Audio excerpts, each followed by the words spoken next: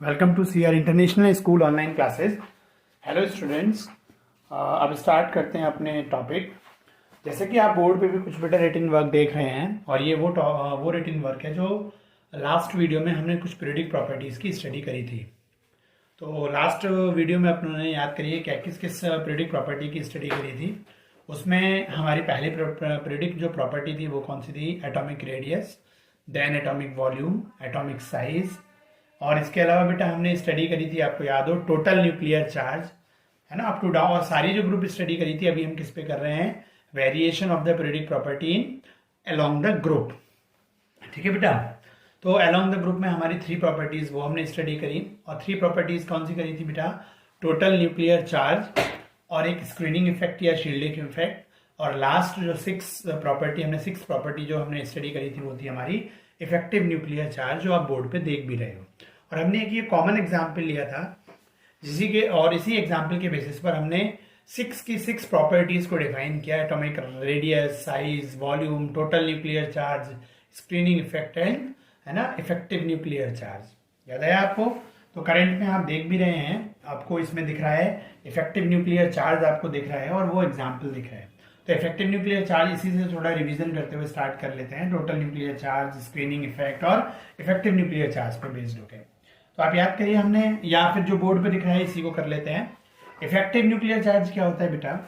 कि भाई किसी भी एटम के न्यूक्लियस में जो टोटल पॉजिटिव चार्ज प्रेजेंट होता है और जो एक अट्रैक्शन फील्ड डेवलप करता है वो तो कहलाता है टोटल न्यूक्लियर चार्ज।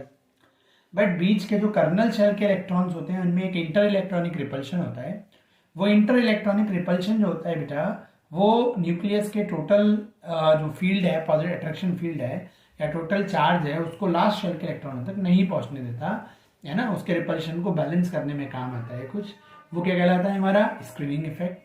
और जो रिमेनिंग अट्रैक्शन फोर्स बचता है ना, या जो पॉजिटिव फील्ड बचती है, अट्रैक्शन फील्ड बचती है, जो लास्ट शेल के इलेक्ट्रॉनों पर पहुंचती है, उसको हम क्या बोलते हैं? Effective nuclear charge. समझ में आ गया बेटा? अब इसी पे बेस्ड होकर हम अगली प्रॉपर्टीज की तरफ बढ़ते हैं। तो अगली प्रॉपर्टी देखिए हमारी क्या है? Nuclear attraction force. देखिए इफेक्टिव न्यूक्लियर चार्ज और न्यूक्लियर अट्रैक्शन फोर्स में कहीं कहीं आप देखोगे दोनों की वैल्यू सेम आएंगी, कहीं डिफरेंट आएंगी, but according to the definition थोड़ा डिफरेंस है। तो अभी हम वैसे इफेक्टिव न्यूक्लियर चार्ज भी कहीं कहीं वही सेम चीज है। देखो हमने क्या देखा कि भाई 10 इलेक्ट्रॉन कर्नल शेल में आ रहे हैं, उनमें एक इंटर इलेक्ट्रॉनिक रिपल्शन है, और उसको रोकने के लिए प्रोटॉन, न्यूक्लियस के कुछ प्रोटॉनों का अट्रैक्शन फोर्स काम में आ रहा है। जो रिमेनिंग अट्रैक्शन फोर्स है वो लास्ट शेल के इलेक्ट्रॉनों पर लग रहा है। ठीक है ना बेटा? तो इस तरीके से देखो हमारे सामने क्या क्या क्या चीजें हैं। तो ये भी एक तरह का अट्रैक्शन फोर्स ही है जो लास्ट शेल के इलेक्ट्रॉनों पर लग रहा है। लेकिन इफेक्टिव न्यूक्लियर चार्ज को हम ईच शेल के इलेक्ट्रॉनों पर काउंट कर सकते हैं। ऐसे ही हम न्यूक्लियर अट्रैक्शन फोर्स भी देख सकते हैं। तो अब वही बात करेंगे देखो हम बेटा न्यूक्लियर अट्रैक्शन फोर्स की, तो ध्यान से देखिएगा। क्लियर है पॉइंट? मैं ऊपर एग्जाम्पल सेम ही रख रहा हूँ, है ना, उसमें कोई चेंजेस नहीं कर रहा हूँ। ठीक है ना बेटा? बस। और देखो हम क्या करते हैं, सब में वही 3 पॉइंट होते हैं हमारे: डेफिनेशन, वेरिएशन और वेरिएशन का रीजन। तो अभी हम यहाँ पे भी यही देखेंगे बेटा कि हमारे पास जो, अब देखो न्यूक्लियर अट्रैक्शन फोर्स, तो इसकी डेफिनेशन क्या है? तो the attraction force which is developed by the nucleus of any atom. ठीक है, हमारे पास अब प्रॉपर्टी क्या है? जो 7th प्रॉपर्टी है बेटा वो हमारे पास है न्यूक्लियर अट्रैक्शन, है ना, force. Clear? Nuclear attraction force, ये हमारे सामने की प्रॉपर्टी है बेटा। तो अब इसकी डेफिनेशन पे जाते हैं, वो क्या है हमारे पास? तो देखो इसकी जो डेफिनेशन है वो हमारे पास क्या है? तो the attraction force which is developed या अप्लाइड, है ना, by the nucleus of any atom. तो किसी भी एटम के न्यूक्लियस के द्वारा जो अट्रैक्शन फोर्स लगाया जाता है, किस पे? उसके सराउंडिंग में जो इलेक्ट्रॉन होंगे बेटा उसी पे तो लगेगा। क्लियर है पॉइंट? तो वो क्या कहलाता है? हमारा न्यूक्लियर अट्रैक्शन फोर्स। तो इस पे बेटा कुलम्ब ने काम किया था। कुलम्ब एक साइंटिस्ट थे, है ना। आप फिजिक्स में भी पूरे कुलम्ब्स लॉ पढ़ोगे, है ना, यूनिट आएगी वहाँ पे, इलेक्ट्रॉनिक सेल, मैग्नेटिक, इलेक्ट्रोमैग्नेटिक आएंगी बेटा। तो वहाँ पर आप पूरा इसके बारे में डेप्थ में पढ़ोगे। बट आपको यहाँ हमारे पास क्या है? जो कुलम्ब फॉर्मूला है, जो फोर्स ऑफ अट्रैक्शन है, तो मैं मतलब कोई भी एटम है उसके न्यूक्लियस है, न्यूक्लियस में क्या होते हैं? प्रोटॉन, और मान लीजिए कोई भी इलेक्ट्रॉन है ना, तो उनके बीच में क्या होगा, ये इलेक्ट्रॉन है मान लीजिए, है ना, ये नेगेटिवली चार्ज होता है और हमारे पास यहाँ पे प्रोटॉन्स होते हैं जो पॉजिटिवली चार्ज होते हैं। तो अपोजिट चार्ज में क्या होता है बेटा, एक अट्रैक्शन फोर्स होता है। तो अट्रैक्शन फोर्स के जो मैग्नीट्यूड को पता करना है कितना अट्रैक्शन फोर्स है, उसके लिए बेटा कोलम्ब ने एक लॉ बनाया था। वो क्या बनाया था, देखो बेटा मान लीजिए ये एक कोई पॉइंट चार्ज है बेटा, है ना, माइक्रोस्कोपिक। तो मान लीजिए ये हमारे पास क्या है प्लस क्यू, ये कि हमारे पास क्या है माइनस क्यू, मतलब इक्वल है। देखो क्यू क्यू मतलब चार्ज, है ना, तो इक्वल चार्ज होना चाहिए, उसका मैग्नीट्यूड इक्वल, बट होना क्या चाहिए, वो अपोजिट। तो इक्वल एंड अपोजिट चार्ज के बीच में क्या होता है बेटा, एक अट्रैक्शन फोर्स होता है। और ये पॉजिटिव चार्ज नेगेटिव को अपनी तरफ अट्रैक्ट करेगा, ठीक है ना बेटा, और नेगेटिव पॉजिटिव को अपनी तरफ अट्रैक्ट करेगा। तो इन दोनों के बीच में क्या होगा, एक अट्रैक्शन फोर्स होगा। ये दोनों ही एक दूसरे को क्या करेंगे, अट्रैक्ट करेंगे, ठीक है ना बेटा। और ये जो है बेटा इनके बीच की क्या है, एक डिस्टेंस है जिसको आर से रिप्रेजेंट किया गया है। आर क्या है, R is the distance between the up equal and opposite charge. तो इस पे जो फैराडे ने कि इन चार्ज के बीच में जो अट्रैक्शन होगा वो अपोजिट है ना, तो that is directly proportional to Q1 Q2, ठीक है ना बेटा, इस टाइप से, है ना। और यही क्या होता है, इनके बीच की डिस्टेंस के क्या होता है, स्क्वायर के इन्वर्सली प्रोपोर्शनल होता है, ठीक है। तो इस तरीके से एक रिजल्टेंट फार्मूला आता है कि जो इन दोनों के बीच के चार्ज है वो अट्रैक्शन फोर्स है, वो Q1 Q2 अपॉन क्या होता है, R स्क्वायर। क्लियर है पॉइंट बेटा। तो इस तरीके से हमारे पास क्या बन के आता है, एक फोर्स ऑफ अट्रैक्शन, है ना, बन के आता है। क्लियर है पॉइंट। तो हमारे पास ये चीज़ें हैं। तो अब इक्वल और अपोजिट चार्ज के बीच का जो अट्रैक्शन फोर्स है उन दोनों के चार्ज के मल्टीप्लिकेशन के डायरेक्टली प्रोपोर्शनल है, और उन दोनों जो इक्वल और अपोजिट चार्ज हैं उनके स्क्वायर, उनके बीच की जो डिस्टेंस है उसके स्क्वायर के क्या है, इन्वर्सली प्रोपोर्शनल है। मतलब अगर चार्ज के बीच की डिस्टेंस बढ़ेगी तो बेटा उसका जब आप स्क्वायर करोगे तो उसकी वैल्यू भी बढ़ के आएगी, और ये जब बढ़ेगी तो एफ क्या होगा बेटा, डिक्रीज करेगा, ठीक है ना बेटा। तो अगर चार्ज के बीच की डिस्टेंस ज़्यादा है, इक्वल है ना, मतलब इलेक्ट्रॉन और प्रोटॉन के बीच की, तो वो हमारे पास क्या होता है कि फोर्स ऑफ अट्रैक्शन कम होता जाएगा। जैसे अब आप ये को यही चीज़ हम वहाँ अप्लाई करते हैं, हम ये जो आपके सामने एग्जाम्पल है इस पे, तो अप टू डाउन अब इसका वेरिएशन देखेंगे। तो पहली चीज़ हमारे पास क्या होती है, देखो डेफिनेशन, तो डेफिनेशन समझ में आ गई, क्लियर। अब आता है वेरिएशन। तो देखो अप टू डाउन मूव करने पर क्या होता है, जो न्यूक्लियर अट्रैक्शन फोर्स की वैल्यू होती है वो क्या होती है बेटा, डिक्रीज करती जाती है। क्लियर है। तो हाँ जी बच्चों, तो देखो अब इसमें वेरिएशन को देखते हैं, ध्यान से देखेगा। तो फोर्स ऑफ अट्रैक्शन क्या है, लास्ट शेल के इलेक्ट्रॉनों पे फोर्स ऑफ अट्रैक्शन। इसमें आप देखो बेटा मैं इस पर अप्लाई करूंगा, आप देखते हैं लास्ट शेल में कितने इलेक्ट्रॉन है भाई। अगर मैं इसके न्यूक्लियस की बात करूँ तो यहाँ पर कितने हैं, अगर मैं इसको थोड़ा देखो क्लियर से बनाऊँ, है ना, तो यहाँ पर हमारे पास क्या है, 7 प्रोटॉन्स हैं। यहाँ हमारे पास क्या है बेटा, 7 प्रोटॉन। फर्स्ट शेल में 2 इलेक्ट्रॉन है जो स्क्रीन करेंगे, है ना, 2 प्रोटॉनों के अट्रैक्शन फोर्स को। तो यहाँ पर कितने का जाएगा, यहाँ भी बेटा जो फोर्स ऑफ अट्रैक्शन पहुँचेगा वो कितने का पहुँचेगा, वो आप मुझे बताइए, वो 5 प्रोटॉन्स का पहुँचेगा कि नहीं। और लास्ट शेल में इलेक्ट्रॉन भी कितने हैं बेटा, 5 ही है, ठीक है। तो लास्ट अगर मैं इस पर देखो बेटा अप्लाई करूँ एफ, है ना, directly proportional Q1 Q2 upon R square, है ना। तो एफ का जो बनेगा वैल्यू भाई, Q1 क्या है हमारे पास यहाँ पे 5 इलेक्ट्रॉन्स, है ना, मान लो मैं Q1 को इलेक्ट्रॉन मान लेता हूँ, इसको प्रोटॉन मान लेता हूँ, ठीक है। तो 5 इलेक्ट्रॉन और इसमें 5 ही प्रोटॉन, और दो डिस्टेंस है वो क्या है, जो सेकंड शेल की डिस्टेंस होगी, ठीक है ना बेटा। अब सेकंड शेल की आप जानते हो पूरे एटम की जो बेटा रेडियस होती है वो 10 to the power minus 11 to 13 centimetre के बीच होती है। अगर समझ में बेटा आप याद करिए, तो पूरे एटम की रेडियस ही इतनी है 10 to the power minus 11 centimetre में। तो सेल, एक पहली सेल दूसरी सेल की डिस्टेंस तो बहुत ही कम होगी, लेकिन मैं आपको समझाने के लिए, केवल समझाने के लिए ये कर रहा हूँ, ठीक है ना। क्लियर है पॉइंट। क्योंकि देखो चाहे कितनी भी छोटी हो, कितनी भी माइनस में है वो, लेकिन फर्स्ट शेल से सेकंड शेल की डिस्टेंस तो ज़्यादा ही होगी, और सेकंड से ज़्यादा थर्ड डिस्टेंस किसकी होगी बेटा, थर्ड शेल की न्यूक्लियस से। क्लियर है पॉइंट। तो मैं अभी जो उनकी शेल का नंबर है उसी को उसकी रेडियस मान लेता हूँ, ये लेकिन होती नहीं है, याद रखना इस पॉइंट को, है ना, कि मतलब मैं आर की जगह क्या लगा रहा हूँ, है ना, first shell second shell third shell, आपको समझाने के लिए। अगर एग्जैक्ट वैल्यू हो तो आप क्या करना है, आपको बस घर पे नेट से आप निकालना कि distance between the first shell in the nucleus, और उसको आर की जगह लगा देना। क्लियर है पॉइंट, है ना। सेकंड शेल की लगा निकालना, वो वहाँ पे लगा देना। अभी बस मैं समझाने बतौर ले रहा हूँ, ये गलत है, बट मैं समझाने के लिए आपको ले रहा हूँ जिससे आप आसानी से चीज़ को समझ पाए, ठीक है। तो यहाँ पर हमारे पास क्या है, ये क्या है, जो नाइट्रोजन है, इसके जो लास्ट शेल के 5 इलेक्ट्रॉन है वो सेकंड शेल में है, तो मैंने क्या कर लिया, इसको 2 का स्क्वायर कर लिया। अगर यही चीज़ मैं इस पर अप्लाई करूँ तो बेटा क्या बनेगा, आप देखिए एफ लास्ट शेल में यहाँ भी 5 इलेक्ट्रॉन है और 5 इलेक्ट्रॉन पे 10 भाई टोटल इसमें प्रोटॉन कितने हैं आपके पास, 15 प्रोटॉन है यहाँ पर। ठीक है बेटा, 15 में से 10 स्क्रीन हो गए, 5 बचे। ठीक है ना बेटा, तो 5 इलेक्ट्रॉनों पे 5 प्रोटॉनों का फोर्स आया और यहाँ पे भी क्या देखो वो हमारे पास क्या हो गया 3 का स्क्वायर।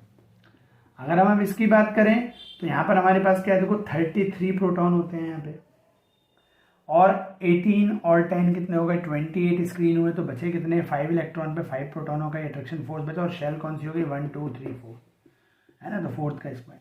अब आप देख रहे हो ऊपर की चीज तो अभी भी कांस्टेंट ही है। जब हम अप टू डाउन ग्रुप में मूव कर रहे हैं बेटा तो ये वाली चीज तो क्या आ रही है बेटा, कांस्टेंट आ रही है। अगर आप इसको देखो तो ये तो हमारे पास क्या आ रही है, कांस्टेंट। तो इसका मतलब जो फोर्स ऑफ अट्रैक्शन है वो लास्ट शेल के इलेक्ट्रॉन और उन पे लगने वाले जो फोर्स ऑफ अट्रैक्शन है मतलब प्रोटॉनों का Q1 Q2 है ना, वो तो क्या है इक्वल हो गया। 5 इलेक्ट्रॉन पे 5 प्रोटॉनों का चार्ज आ रहा है तो इक्वल एंड अपोजिट चार्ज हो गया। लेकिन वो क्या है, वो तो सभी में, इसमें भी 5 × 5, इसमें भी 5 × 5, इसमें भी, और नीचे जाओगे वहां भी 5 × 5 आएगा और नीचे जाओगे 5 × 5। तो मतलब force of attraction Q1 Q2 पे तो यहाँ डिपेंड नहीं कर रहा जब हम ग्रुप में अप टू डाउन मूव करते हैं। तो जो फोर्स ऑफ अट्रैक्शन है वो डिपेंड कर किस पे रहा है फिर बेटा, है ना, तो वो कर रहा है 1/r² पे। ठीक है बेटा, अब 1/r² का मतलब समझते हो, है ना, मतलब उसके डिस्टेंस पे। तो आप देख रहे हो 2 का स्क्वायर करोगे 4, 3 का स्क्वायर 9, 4 मतलब अब जो भी रेडियस होगी तो रेडियस तो फर्स्ट सेल से ज्यादा किसकी होगी, सेकंड की, सेकंड से ज्यादा थर्ड की होगी, और जब उसका स्क्वायर करोगे तो वैल्यू और क्या आएगी, बढ़ती आएगी बेटा। आगे नहीं पॉइंट समझ में। तो इस तरीके से हमारे पास क्या बन जाता है बेटा, ये सिचुएशन बन जाती है। क्लियर है पॉइंट, तो हमारे पास ये हो गया। ठीक है बेटा, क्लियर है। चलो तो अब इस तरीके से हम काउंट कर सकते हैं इन चीज को। तो अप टू डाउन मूव करने पर जब बेटा r² की वैल्यू बढ़ी तो r² के ये क्या इनवर्सली है तो क्या होगा, फोर्स ऑफ अट्रैक्शन कम हो गया। तो इस तरीके से हम कह सकते हैं कि when we are moving up to down in the group then nuclear force of या न्यूक्लियर अट्रैक्शन फोर्स या कूलम्ब फोर्स है ना, ये क्या होता है अप टू डाउन मूव करने पर डिक्रीज करता है। क्यों करता है, तो आप बच्चों लोगों का यही जवाब होता है, अप टू डाउन मूव करने पर डिस्टेंस बढ़ जाती है, लास्ट शेल और न्यूक्लियस के बीच की डिस्टेंस बढ़ जाती है। तो वहां पे आपसे बोर्ड में जो प्रैक्टिकल होता है एग्जामिनर यही पूछता है आपसे कि भाई डिस्टेंस बढ़ने से फोर्स ऑफ अट्रैक्शन कम कैसे हो गया। तो आपका आंसर क्या जाना चाहिए, कूलम्ब के फॉर्मूले के अकॉर्डिंग जो होता है फोर्स ऑफ अट्रैक्शन है ना, न्यूक्लियर और इलेक्ट्रॉन के बीच के डिस्टेंस के स्क्वायर के इनवर्सली प्रोपोर्शनल है। ठीक है ना बेटा, तो इसलिए बेटा इस तरीके से आप बता सकते हो। तो हमारे पास ये कंडीशन हो गई। चलो अब इससे आगे बढ़ते हैं और यही चीज बेटा आप फर्स्ट ग्रुप के एग्जाम्पल में भी बता सकते हो। भाई देखो फर्स्ट ग्रुप का अगर मैं एग्जाम्पल लूँ, यही सेम चीज देखो मैं वहां अप्लाई करके आपको दिखाता हूँ। भाई एक मैंने +2 का एग्जाम्पल बता दिया क्योंकि भाई 15 ग्रुप की जो 15, 16, 17 ग्रुप की जो स्टडी है ना बेटा, वो किसमें है, +2 में। क्लियर। और फर्स्ट, सेकेंड और 13 और 14 ग्रुप की जो स्टडी है वो किसमें है, आपकी 11th क्लास में। ठीक है, तो अब देखो मैं एक सेकेंड ग्रुप का एग्जाम्पल ले लेता हूँ आपको। देखो सेकेंड ग्रुप में सबसे ऊपर कौन आता है आपका, है ना, बेरिलियम आता है ना। बेरिलियम के बाद आपका कौन है, magnesium, then calcium, strontium, barium में 3 लेता हूँ। बेरियम का एटॉमिक नंबर कितना है बेटा आपका 4, ये 12, ये कितना है 20। आप इसको इलेक्ट्रॉनिक कॉन्फ़िगरेशन करोगे तो क्या बनेगा 2,2 है ना, 2, 8, 2 है ना, 2, 8, 8 और 2, ये बन गया आपका। तो हमारे पास ये फर्स्ट सेल, सेकेंड सेल, ये बन गया सारा। ठीक है, तो अब देखो बेटा यहाँ पर भी वही, लास्ट शेल में 2 इलेक्ट्रॉन है तो 2 ही प्रोटॉनों का अट्रैक्शन फोर्स जाएगा, 2 का स्क्रीन हो जाएगा और 2 का रिमेनिंग।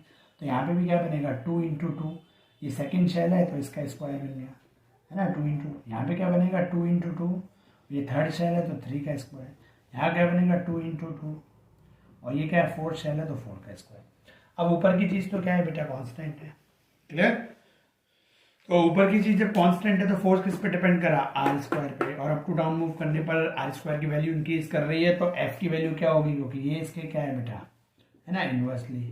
तो आप देखो चाहे आपके 11th के ग्रुप की स्टडी पे देख लो अप टू डाउन मूव करने पे, चाहे +2 के, और ये ओवरऑल पूरी प्रेडिक्ट टेबल है। प्रेडिक्ट टेबल का मतलब तो बेटा सभी है, यहाँ पे कुछ 11th और 12th नहीं है ना।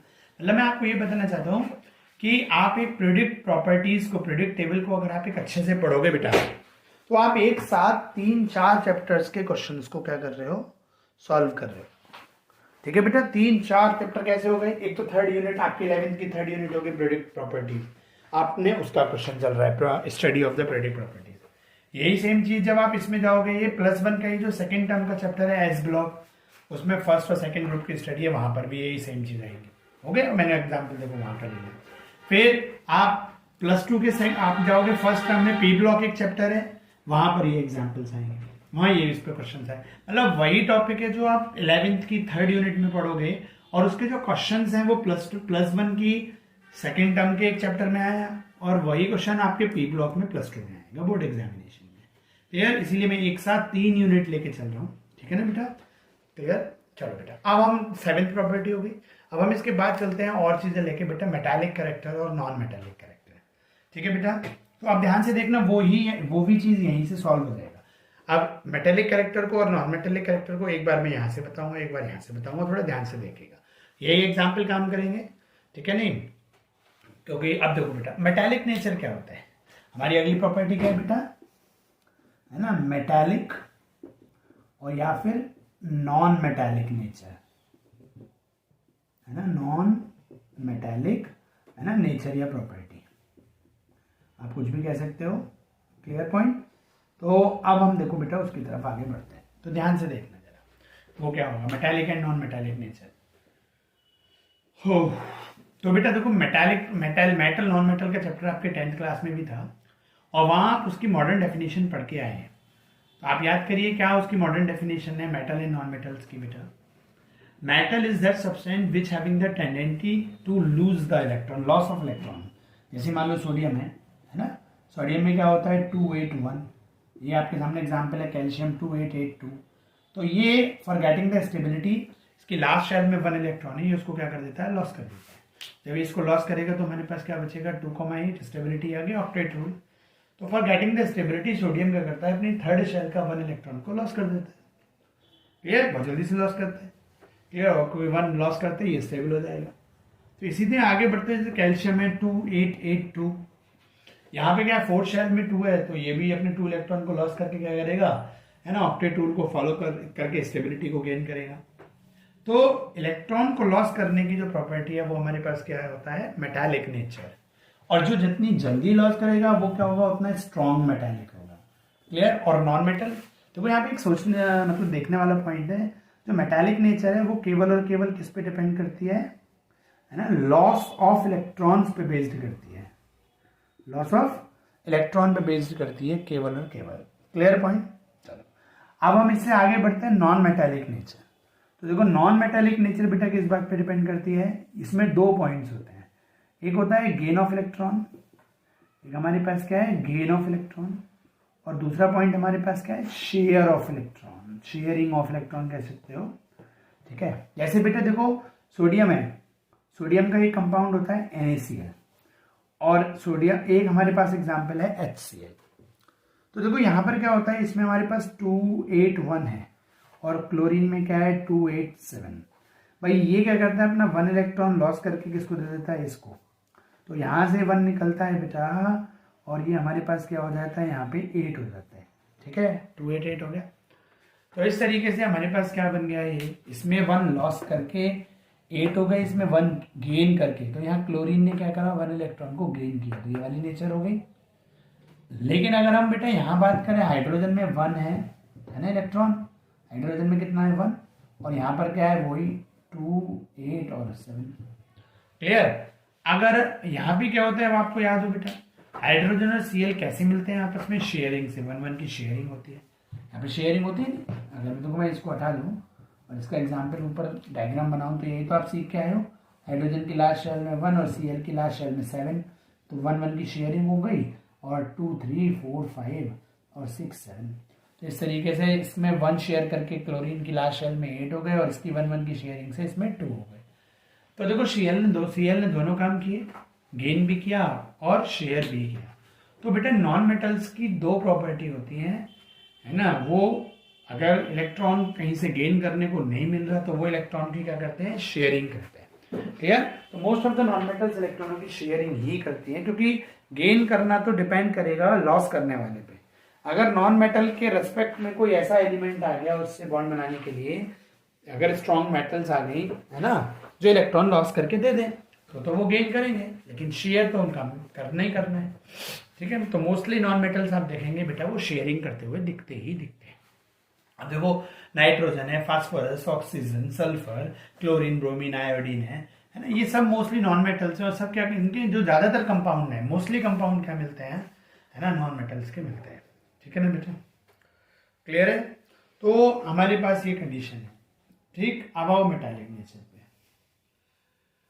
ठीक, तो अब हमारे पास तो अब मैं आपको मतलब कि ये क्लियर हो गया ना। अभी तक मैं तो वेरिएशन नहीं बताया, अभी तक मैं केवल आपको मेटल और नॉन मेटल की प्रॉपर्टीज बता रहा था, डेफिनेशंस बता रहा था।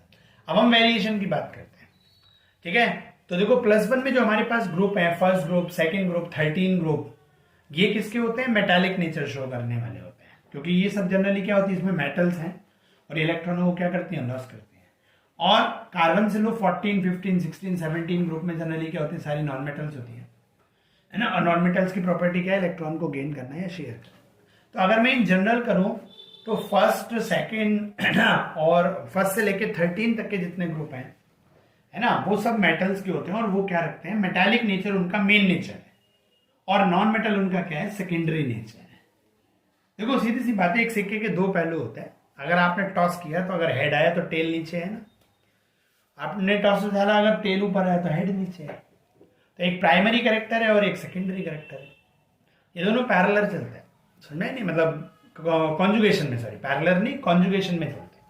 ठीक है, मेटालिक ज्यादा होगा किसी एलिमेंट में अगर कैरेक्टर, तो उसमें नॉन मेटल कैरेक्टर क्या होगा, ना के बराबर। क्लियर है पॉइंट। और किसी में अगर नॉन मेटालिक कैरेक्टर जा रहा है तो मेटालिक कम होगा। तो ये कॉन्जुगेट बिहेवियर है। तो अगर मैं आपसे कहूं कि भाई पीरियोडिक टेबल में कौन कौन से ग्रुप मेटालिक नेचर रखते हैं, तो आपका जवाब क्या आएगा, फर्स्ट से लेके 13 तक के जो ग्रुप्स के एलिमेंट्स हैं उनका मेन प्रॉपर्टी क्या होती है, मेटालिक, और नॉन मेटालिक उनकी सेकेंडरी प्रॉपर्टी है। समझ में आ गया। और 14 से लेके 18 मतलब 17 तक के जो एलिमेंट्स हैं, ग्रुप के जो एलिमेंट्स हैं, वो उनकी मेन नेचर क्या है, नॉन मेटालिक। क्योंकि मेनली वो क्या करते हैं, शेयरिंग ऑफ इलेक्ट्रॉन्स करते हैं या गेन ऑफ इलेक्ट्रॉन करते हैं। तो उनकी मेन नेचर क्या है, नॉन मेटालिक का नेचर। और बाकी क्या सेकेंडरी। ऐसा नहीं, अब देखो कार्बन फैमिली में नीचे लेड आता है, टेन आता है, वो मेटालिक नेचर रखते हैं। आया नहीं समझ में बेटा। तो ऐसी बिस्मत है 15 ग्रुप में, नीचे बिस्मत आती है ना, एंटीमनी, बिस्मत, ये दोनों मेटालिक नेचर रखते हैं। नॉन मेटालिक ग्रुप में है बट मेटालिक, तो मेन नेचर। अब वो देखो कैसे ये हुआ कि कार्बन फैमिली के नीचे के मेंबर्स में मेटालिक कैरेक्टर है, और ऐसे ही आप इधर, आप इसमें जैसे लिथियम, बेरिलियम मेटालिक ग्रुप में, ऊपर के मेंबर नॉन मेटालिक कैरेक्टर ज्यादा रखते हैं और मेटालिक कम। तो अब देखो उस पर हम ध्यान से देखते हैं। हमने दोनों ग्रुप के एक एक एग्जाम्पल ले रखे हैं और ये दोनों ही हमारे इस एग्जाम्पल से सॉल्व हो जाएंगे। तो थोड़ा ध्यान से देखना, ठीक है बेटा। तो देखो पहले मैं इसकी बात करता हूँ जो 11th का एग्जाम्पल है आपके, क्लियर, एस ब्लॉक का, और फिर +2 की बात करेंगे, पी ब्लॉक की। तो आप इसमें देख रहे हो, अभी आपने देखा कि इसमें भाई सेकंड शेल में 2 है, इसमें थर्ड शेल में 2 है, फोर्थ शेल में 2 है। कौन जल्दी लूज करेगा? अगर कोई खींचने वाला है, मतलब बेरिलियम के रेस्पेक्ट में भी सी है, वो है 2 Cl एटम है, भाई 1 Cl को 1 की नीड है, 2 Cl एटम को 2 की नीड होगी। ठीक है, तो इसको भी 2 की, इसको भी 2 की, इसको भी 2 की नीड है। क्लियर है पॉइंट।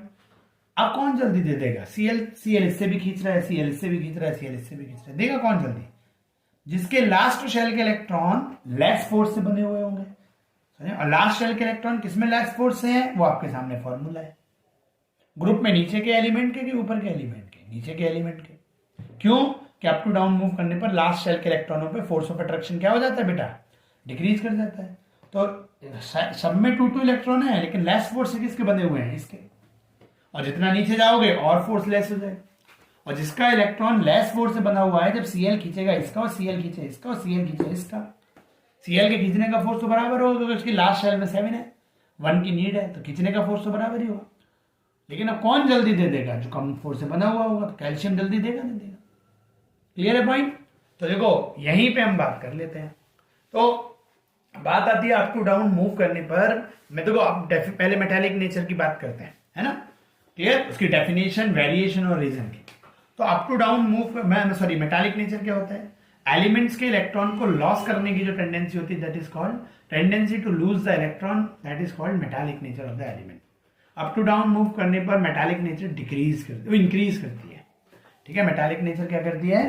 ठीक, अभी इसको हम अगर देखें, देखो मैं इस पर यहाँ ग्राफ बना देता हूँ, है ना। मेटालिक नेचर क्या करती है बेटा? इंक्रीज करती है है ना, मतलब ये देखो हमारे पास क्या है, ये बढ़ता हुआ हिस्सा है ना, बढ़ता जा रहा है, तो मेटालिक नहीं है इनकी, और ये कौन सी कैरेक्टर है, नॉन मेटालिक। तो आप देख रहे हो नॉन मेटालिक नेचर क्या हो रही है, डिक्रीज, ऊपर वाले एलिमेंट में नॉन मेटालिक ज़्यादा। अब मैं एक ही ग्रुप का है, ये मैं इसी ग्रुप की बात कर रहा हूँ, है ना। अब जैसे अगर आप इसको रखना चाहो तो यहाँ पे ऐसे रख सकते हो, बेरिलियम, है ना, मैग्नीशियम, कैल्शियम, स्ट्रॉन्शियम, बेरियम, नीचे लेते जाओ आप इसको, ठीक है ना बेटा, क्लियर है पॉइंट। तो इस तरीके से हम डिफाइन कर सकते हैं। तो अब देखो कैसे, अब आपके सामने एग्जाम्पल भी है, आपके सामने वो भी। तो अप टू डाउन मूव करने पे कैल्शियम जल्दी इलेक्ट्रॉन लॉस कर रहा है, क्योंकि लास्ट शेल पे फोर्स है, मेटालिक कैरेक्टर क्या हो गया, ज्यादा हो गया, क्लियर। तो आपने कहा कैल्शियम में देखो क्या हो गया, कैल्शियम मेटालिक कैरेक्टर ज्यादा हो गया। ये इसमें क्या है, थर्ड शेल का है, इससे कम जल्दी, ये ज्यादा फोर्स से बना हुआ होगा, थोड़ा कम देर से करे, कम देर से करेगा तो मेटालिक नेचर कम। यहाँ पे सेकंड शेल में ये इलेक्ट्रॉन है, ज्यादा फोर्स ऑफ अट्रैक्शन और देर में लूज करेगा तो मेटालिक नेचर कम। आगे समझ में। तो हमारे जो स्टार्टिंग के 13 ग्रुप है बेटा, उनकी मेन नेचर है मेटालिक। तो हमने मेटालिक का वेरिएशन देख लिया, है ना, और ये उसका कॉन्जुगेट कैरेक्टर है भाई, निकाला हमने क्या, ये, और ये उसका बचा हुआ कैरेक्टर कॉन्जुगेट हो गया, क्लियर है पॉइंट। तो इसीलिए देखो बेरिलियम के मोस्टली कंपाउंड आपके BeCl2 देखो आप, है ना, बी का कोई भी और कंपाउंड देख लीजिए, बेरिलियम क्या बनाता है, कोवलेंट बॉन्ड बनाता है। अब फर्स्ट ग्रुप में आप देख सकते हो बेटा, hydrogen, lithium, sodium, potassium. Sodium और पोटेशियम के सारे कंपाउंड आयनिक होते हैं, लिथियम के क्या होते हैं, कोवलेंट होते हैं, और सोडियम हाइड्रोजन के तो आप देखो, है ना, मोस्टली कंपाउंड 99% कंपाउंड क्या है, कोवलेंट है। तो ऊपर वाले में क्या हुआ, हाइड्रोजन है ऊपर, और सबसे ज्यादा क्या है उसमें, non metallic character. Non metallic की तो कोवलेंट बॉन्ड बनाते हैं, और है ना, जो मेटालिक होते हैं आयनिक बनाते हैं।